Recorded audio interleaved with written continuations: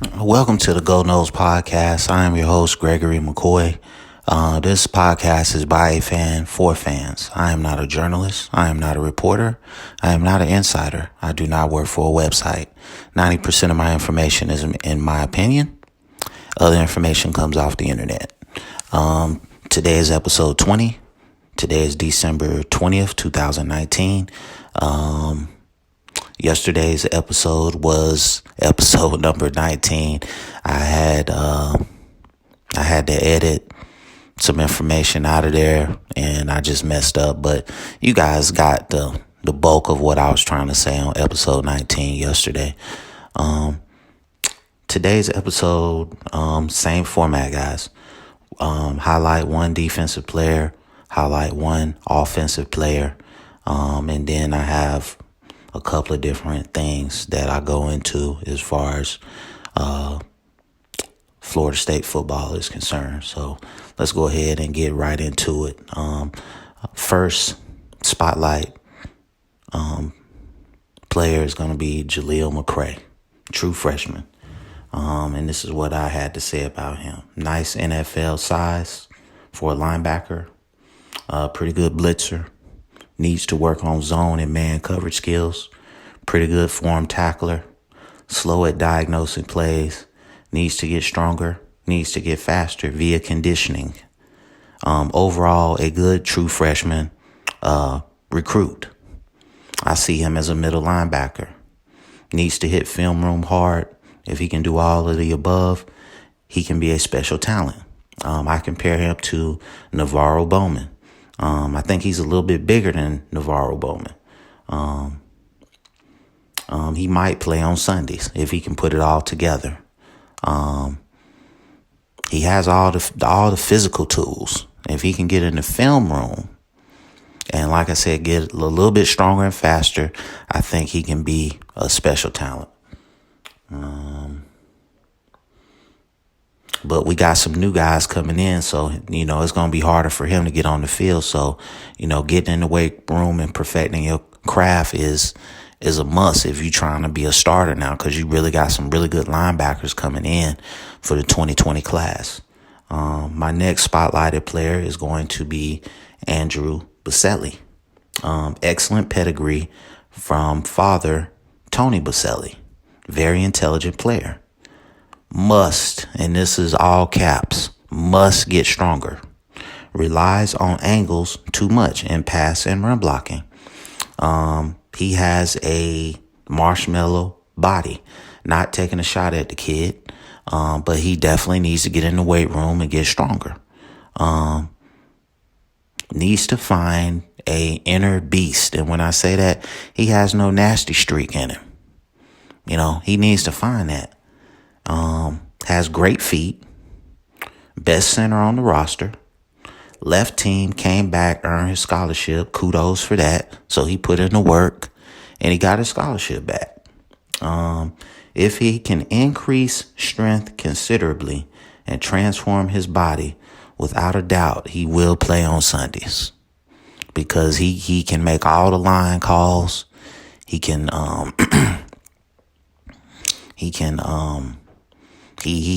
from a technique standpoint, he's pretty good. If somebody bull rushes him, he just gets out muscled. My NFL comparison to him was Ryan Khalil. He's a little bit bigger than Ryan Khalil. Next, I wanted to go to recruiting recap. 18 players signed. Chuba Purdy is the headliner, in my opinion. Excellent high school quarterback.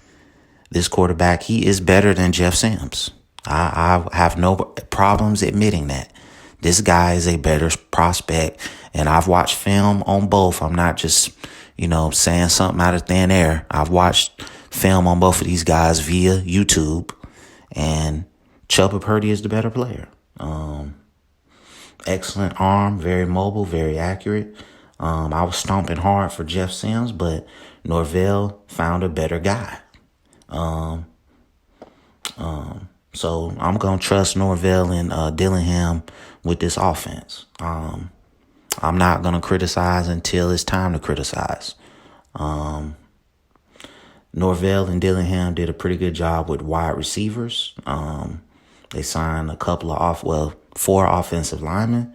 They signed several linebackers and DBs. They did a masterful job of flipping a couple of Louisville recruits. They got this humongous defensive end, defensive tackle, Jared Jackson, I want to say his name is. I could be wrong. I didn't write it down. 6'6", 280. I haven't watched any film on the guy, but that size, bro, he's a mammoth. I think you pair him with Manny Rogers, man. You gonna have something special. We need to find some offensive tackles. I don't know if that's gonna be JUCO, graduate transfer. Excuse me. Overall, I give them a B+. If they can get them some more offensive linemen, in particular offensive tackles, I could, the B+ that I'm giving them for their recruiting, it could go up by the second signing day. Overall, a great job though.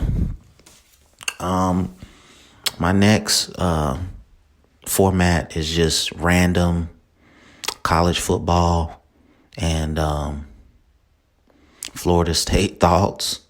It's just basically like one-liners. And, I had some fun with this. So, if anybody wants to criticize, I welcome that. My first one is James Blackman is done at Florida State. I think he's auditioning for another team in this bowl game.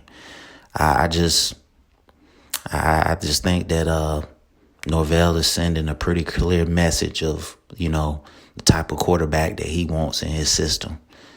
Now, Blackman could come in and beat Tate Rodemaker and Chubba Purdy out, but I think it's going to be a hard hill to climb. Warwick Dunn gave away his 173rd house to a single mom. What can you say about Warwick Dunn, man? Hall of Famer in my eyes. Should have been a Hall of Famer a long time ago. 173 houses, man.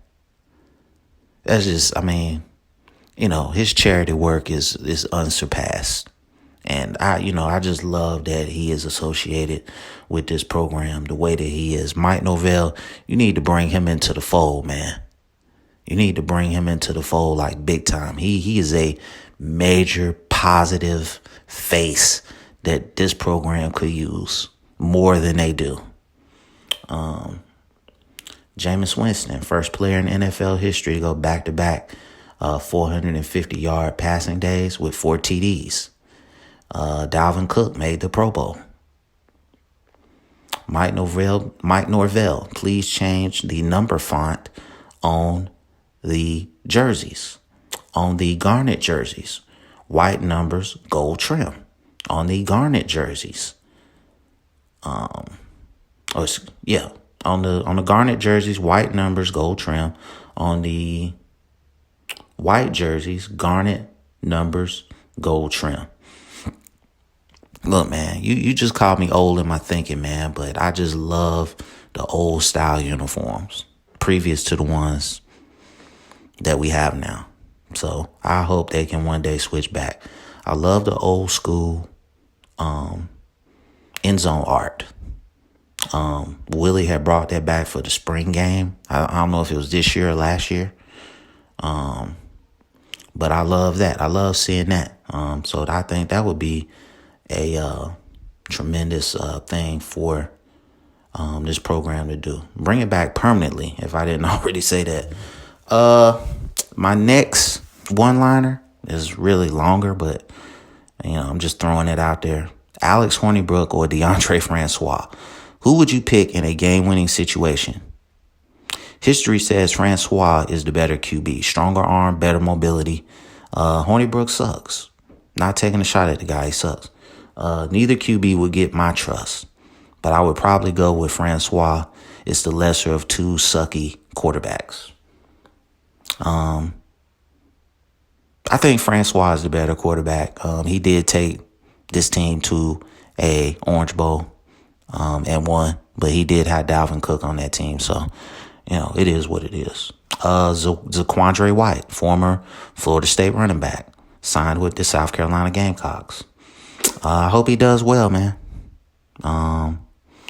Phil Knight of Nike and top Oregon booster. I feel like he bought Justin Flo, the all-world linebacker from California. Yeah. I mean, that's without a doubt, man. This kid was going to Clemson. And Clemson probably bought him too, but Phil Knight came in the last month and just, here's a couple $100,000. Come to Oregon. Get all the Nike stuff you want. Joe Burrow reminds me of Jimmy Garoppolo for the San Francisco 49ers. Very similar. Joe Burrow is a little bit more mobile, but those guys, they look like mirror images of each other in terms of their style of play, not like how they physically look, but how they play quarterback. There is a SEC bias in this country. I mean, do I need to elaborate on that? We all know that's true. Willie Taggart will mess up Florida Atlantic. I think we can conclude that he will do that. Jimbo Fisher will never win the SEC West. He won't. Oregon is the only hope for the Pac-12 getting back to the playoff. Yeah. Because USC messed up by keeping Clay Helton. All the California prospects are leaving. Everybody in the country comes and raids you guys. So it's crazy. There are too many FBS teams. Yeah, it's too many. I don't think 132 teams have a shot at playing for a championship. So they need to break it up. FSU needs better football operations, without a doubt. The school as a whole needs to be totally invested in football because that's what's driving the ship, or that's what you want to drive the ship. Odell Haggins is the real MVP, without a doubt. When this program was at a crossroads, they turned to him, and he's gotten the job done every time. I believe that football, college or pro, should go to a one challenge or the red flag per game. You can challenge anything. If you win your challenge, you keep your challenge. I would love to go to that format. Let's see. Continuing with this, it's time for the ACC to do realignment. I would move Boston College and Syracuse to the Coastal and bring Georgia Tech and Miami to the Atlantic. And I would switch the names from Coastal and Atlantic to ACC North and ACC South. It just makes sense to me. Coastal and Atlantic is just the same thing, pretty much. West Virginia would be a great addition to the Big Ten. I mean, it's in the heart of Big Ten country. I wish Texas A&M, Nebraska, Missouri, and Colorado would go back to the Big 12. I miss those games, man. I miss Colorado and Nebraska the Friday after Thanksgiving. That was a tradition for me. Can USC ever get California recruits to stay at home? Not as long as Clay Helton is the coach. You need a big time personality to galvanize California, and he's not it. With Mike Norvell as the coach, Florida State's football future seems very bright. I agree with that. Yes, it does. Florida State can be the second best team in the ACC. Yes, they can. What would happen if Rutgers, Duke, Vanderbilt, Kansas, and Oregon State ran the table? The college football playoff would implode instantaneously. Okay, yesterday I spoke on and it's going to be my last one-liner, the greatest BCS games.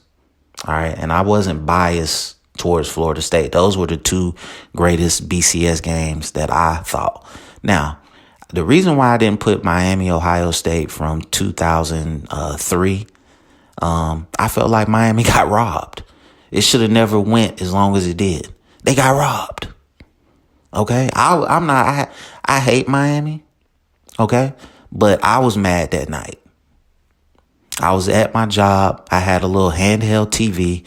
I was on my lunch break. I was watching that game. And I was mad.